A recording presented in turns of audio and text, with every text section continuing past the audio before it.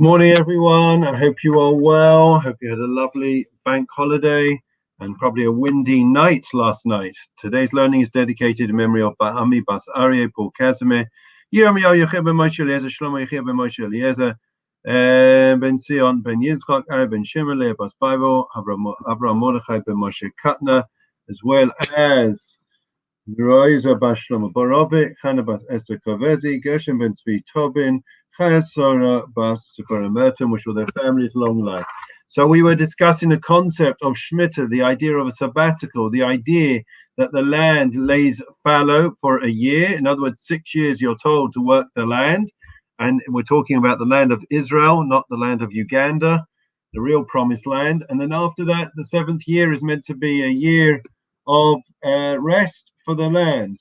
So what is the idea? What is the concept and notion of the land resting, right? There is, of course, in agricultural terms, there is an idea of land laying fallow, but that's usually slightly different, as we'll discuss now.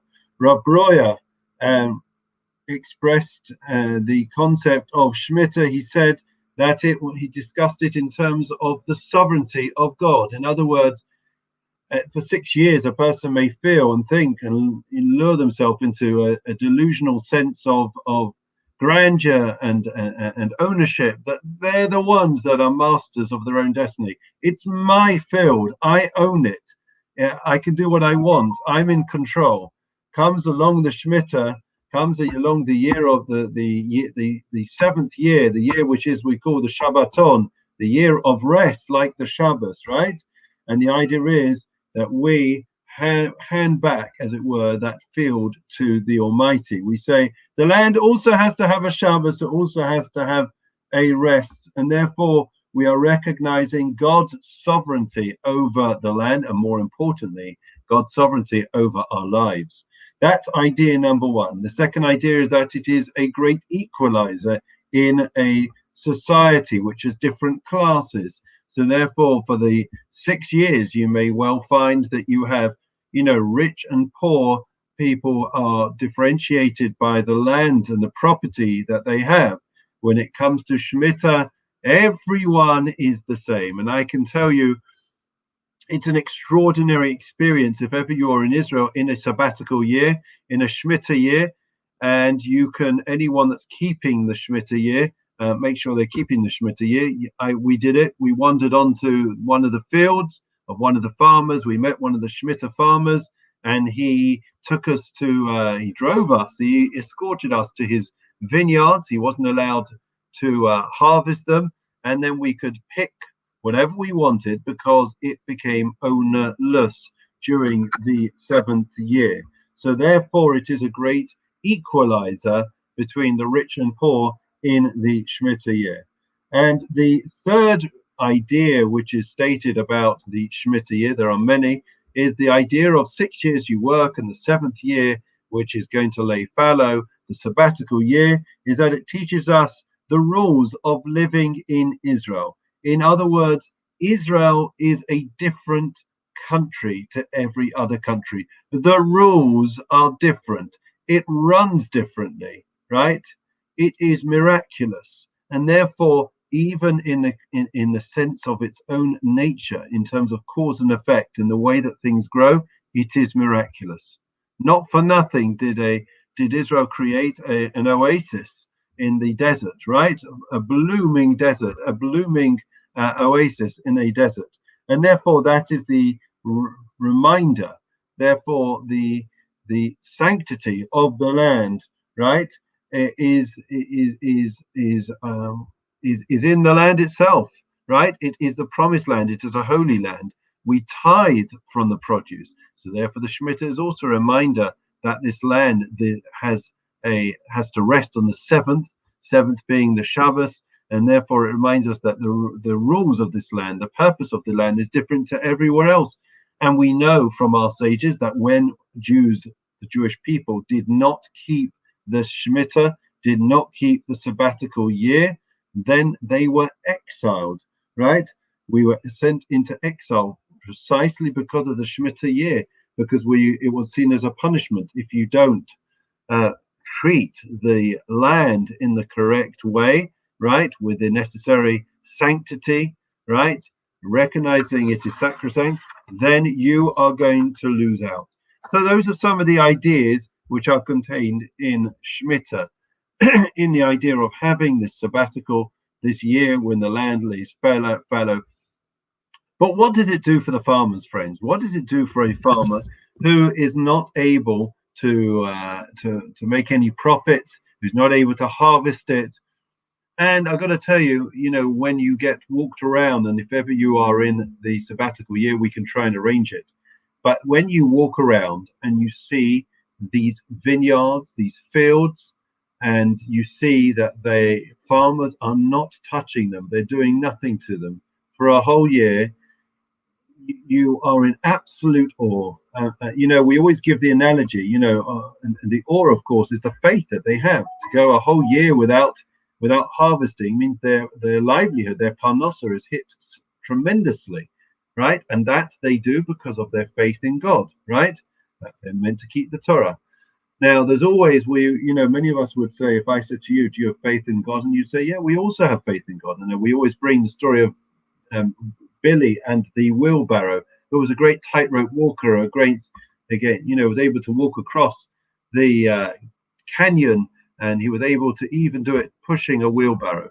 And then each time that he did it, crowds gathered to see this great spectacle. And he first would do it without a wheelbarrow, and he'd say, do you think I can walk across this great canyon? No safety net, nothing, just me walking across. And everyone would say, yeah, Billy, we believe you could do it, go for it. And he walks across this great canyon, without any support, without any safety net. And they all cheer. The crowd are cheering, fantastic, you did it, Billy, we knew you could do it. Next, he takes an empty wheelbarrow and he says, do you believe I can walk across with this empty wheelbarrow? And they say, Billy, you can do it. We have faith in you. So he walks across with this tightrope, pushing a wheelbarrow, and manages somehow to get across unassisted. And he says, I've got another trick. He says, do you think I can walk across this tightrope, pushing a wheelbarrow with somebody sitting in, weighing down the wheelbarrow? And the crowd shout, yes, Billy, we believe you can do it. So Billy turns to the crowd and he says, so who wants to sit in the wheelbarrow? And of course, a deathly silence.